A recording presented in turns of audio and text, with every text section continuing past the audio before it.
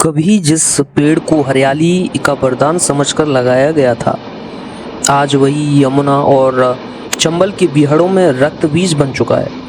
एक ऐसा पेड़ जो कटने के बाद और तेज़ी से उगता है, जो ज़मीन का पानी खींच लेता है और धीरे धीरे पूरी जैव विविधता को निगल रहा है। इस पेड़ का नाम है बेलायती बबूल। कई दशक पहले राजस्थान, मध्य प्रदेश और उत्तर भारत के सूखे इलाकों में हरियाली बढ़ाने के लिए एक विदेशी पेड़ लाया गया।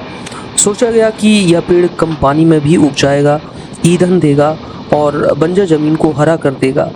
लेकिन किसी ने नहीं सोचा था कि यही पेड़ एक दिन प्रकृति के लिए सबसे बड़ा संकट बन जाएगा। बेलायती बबूल की जड़ें इतनी मजबूत होती हैं कि यह ज़मीन का सारा पानी सोख लेती है।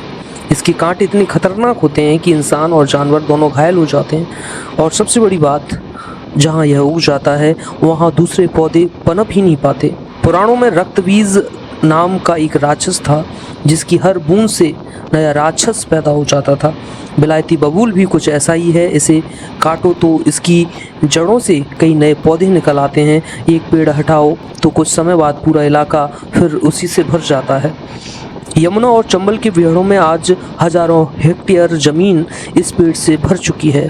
खेती की ज़मीन कम हो रही है, पशुओं के चरने की जगह खत्म हो रही है और प्राकृतिक पेड़ पौधे धीरे धीरे गायब हो रहे हैं। जो बीहड़ कभी अपनी प्राकृतिक सुंदरता के लिए जाने जाते थे, आज कांटों के जंगल बनते जा रहे हैं। पर्यावरण विशेषज्ञ मानते हैं कि विदेशी प्रजातियों को बिना लंबे अध्ययन के लाना प्रकृति के संतुलन के लिए खतरनाक हो सकता है। हर हरियाली प्रकृति के लिए अच्छी हो ये जरूरी नहीं।